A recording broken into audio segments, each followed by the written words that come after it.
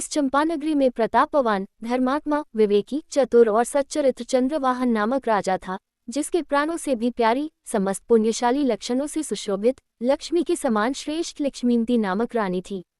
इस राजा के यहाँ नागशर्मा नामक पुरोहित था, जो कुशास्त्रों का ज्ञाता, क्रूर हृदय, जैन धर्म का द्रोही, महान मिथ्या दृष्टि था, जिसके रूपवती त्रिदेवी नामक स्त्री थी और इनके लक्ष्मी के समान सुंदर नागश्री नामक पुत्री हुई।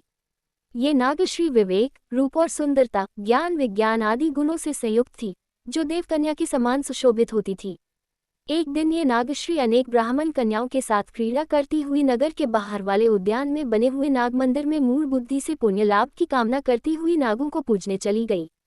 उस उद्यान में उस नागश्री ने किसी पूर्व में बांधे पुण्य कर्म के फल से पुण्य कर्म के कारण अनेक रिद्धिधारी, विद्वान, महाज्ञान रूपी समुद्र के पारगामी, संसारी जीवों के कल्याण में तत्पर, सम्यक दर्शन, सम्यक अज्ञान, सम्यक चारित्र तथा तप रूप धन वाले, ध्यान और अध्ययन में लीन, प्रासुक निर्जीव स्थान पर बैठे हुए ऐसे सूर्यमित्र और अग्निभूति नाम के 2 मुनिराजों को देखा। ये नाग पूजा का कार्य समाप्त कर मुनि महाराजों के पास आ उनके चरण कमलों को भोलेपन से ही सिर से प्रणाम कर उनके निकट आ बैठी। श्री सूर्यमित्र मुनिराज ने अपने ज्ञान से उस नागश्री के पूर्व जन्म के वृतांत एवं होने वाली सद्गति को जानकर उसको संबोधन करने के लिए कहा। हे पुत्री, स्वर्ग के कारणभूत गृहस्थ धर्म को तू धारण कर, जिससे कि तू इस भव में भी सुख पावेगी और परलोक में भी तेरे महान अभ्युदय होगा। धर्म है। सूर्यमित्र मुनि महाराज के मुंह से यह उपदेश सुन नागश्री बोली कि हे स्वामिन, वे कौन से व्रत हैं जिन्हें सुख चाहने वाले मानव पालते हैं। नागश्री का ये वाक्य सुनकर वे मुनिराज बोले कि हे पुत्री, तेरे कल्याण के लिए मैं उन व्रतों का स्वरूप बतलाता हूँ, जिसे तू सुन। पहला अहिंसानुव्रत तो यह है कि जितने भी त्रस्त जीव हैं उनको अपने ही समान समझ उनकी मन वचन काय से रक्षा करना। यह व्रत जगत का हित करने वाला, अपने कल्याण का साधन, कीर्तिकारी, संपूर्ण व्रतों का मूल, समस्त श्रेष्ठ क्रियाओं का आचरण कराने वाला और संपूर्ण जीवों को अभयदान देने वाला है। जुआ खेलना, चोरी करना, शिकार खेलना, वेश्या सेवन, परस्त्री सेवन, मांस भक्षण और मदिरापान, ये 7 व्यसन भी पापों की खान और नरक का दरवाजा दिखलाने वाले हैं, इसलिए इनका भी बुद्धिमानों को त्याग कर देना चाहिए। इस प्रकार अन्य भी और फल जिनमें की जीवराशि रहती है कभी नहीं खाना चाहिए, तभी सबसे पहला अहिंसानुव्रत पलता है। सदैव सत्य, हित, मधुर, प्रामाणिक और धर्म का बढ़ाने वाला वचन ही बोलना चाहिए। जिसकी भले आदमी निंदा करे और असत्य हो, ऐसा वचन कभी नहीं बोलना चाहिए। सत्य वचन बोलने से ही धर्म और यश रहता है। अचौर्य व्रत की रक्षा के लिए बिना दिए हुए, पड़े हुए, किसी के द्वारा खोए या भूले हुए परधन को सर्प के समान भयंकर समझकर नहीं लेना चाहिए। दूसरे के धन के अपहरण से इस लोक में और परलोक में दुर्गतियां प्राप्त होती हैं। अपनी स्त्री के अलावा अन्य स्त्रियों को मन वचन काय की शुद्धि से माता बहन के समान समझना ब्रह्मचर्य अनुव्रत है। वह क्षेत्र आदि 10 प्रकार के परिग्रहों का परिग्रह प्रमाण व्रत की रक्षा के लिए करना चाहिए। परिग्रह के प्रमाण से ही लोभरूपी शत्रु पर विजय प्राप्त होती है। पुत्री, ये 5 अनुव्रत दोनों लोकों के लिए कल्याणकारी हैं। इनसे यहाँ सुख और परलोक में स्वर्गादि सुख मिलता है, इसलिए तू इन्हें प्रसन्नतापूर्वक ग्रहण कर। ये 5 अनुव्रत सुख और गुणों के निधान हैं।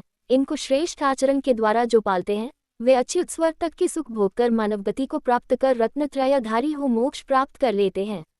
नागश्री कन्या ने मुनिराज के चरण कमलों को नमस्कार कर बड़ी श्रद्धा के साथ उपदेश से प्रभावित हो 5 अनुव्रत धारण कर लिए। भावी घटनाओं को जानकर अवधिज्ञान के बल से मुनिराज ने जब नागश्री व्रत लेकर जाने लगी, तब उसे यह शिक्षा दी कि बेटी, तेरा पिता तुझसे इन व्रतों को छुड़ाने का पूर्ण प्रयत्न करेगा, परंतु तू देवों के भी दुर्लभ इन व्रतों को कभी मत छोड़ना। यदि तू अपने पिता के आग्रह से व्रतों को धारण करने में कदाचित असमर्थ भी हो जाए तो तू मेरे इन व्रतों को मुझे आकर सौंप जाना। मुझे मेरे व्रत वापस सौंपने के पहले इनको भंग मत करना। नागश्री ने मुनिराज की यह शिक्षा सुनकर कहा कि हे जगत के कल्याण करने वाले तात, आपने जैसा कहा है वैसा ही होगा। ये कहकर और मुनिराज को नमस्कार कर वह अपने घर चली गई, किंतु नागश्री के साथ जो अन्य ब्राह्मणों की लड़कियां गई थीं, उन्होंने पहले ही आकर नागश्री के पिता नागशर्मा पुरोहित से यह बात कह दी थी कि नागश्री ने दिगंबर जैन साधुओं के चरण कमलों को नमस्कार कर उनसे कुछ जैन धर्म के व्रत ले लिए हैं।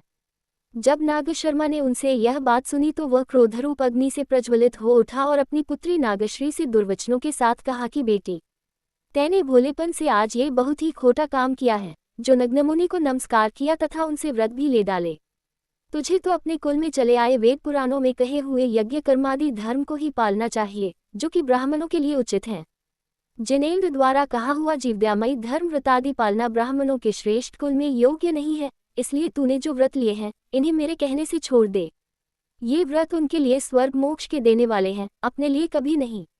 नागश्री ने पिता के ये वचन सुनकर कहा कि पिताजी, लिए हुए व्रतों को तो दुर्बुद्धि लोग ही छोड़ते हैं, क्योंकि व्रत लेकर छोड़ने से जगत में नीचता, निंदा और महापाप होता है और परलोक में सदैव दुर्गतियों में भ्रमण करना पड़ता है। इसलिए स्वर्ग मोक्ष के करने वाले इन अंगीकार किए हुए सारभूत व्रतों को मैं अपने कल्याण की दृष्टि से नहीं छोड़ूंगी। उसके पिता नाग शर्मा ने अपनी पुत्री का ऐसा वचन सुन क्रोध से प्रज्वलित हो कहा कि या तो इन व्रतों को तू छोड़ दे, अन्यथा मेरे घर से बाहर निकल जा। नागश्री ने अपने पिता के इस दुराग्रह को जानकर चित्त में अत्यंत दुखी हो कहा कि पिताजी, मेरी एक बात सुनिए, वही कि जब मैं व्रत लेकर आने लगी तो मुनिराज ने मुझसे कहा था कि जो ये व्रत मैंने तुझे दिए हैं उन्हें तेरा पिता तुझसे छुड़ावेगा। यदि ऐसा ही हो तो जो व्रत तू मुझसे ले जा रही है वे मुझे वापस सौंप जाना। अतः यदि आप ये व्रत मुझसे छुड़ाना ही चाहते हैं तो उनके व्रत उन्हें वापस सौंप देने दीजिए। पुत्री के ये वचन सुनकर पिता नागशर्मा ने कहा कि यह ठीक है, मुझे स्वीकार है। ये कहते हुए मुनिराज की वचनों से निंदा करता हुआ पुत्री को साथ लेकर व्रतों को वापस कराने के लिए घर से स्वयं भी चल दिया।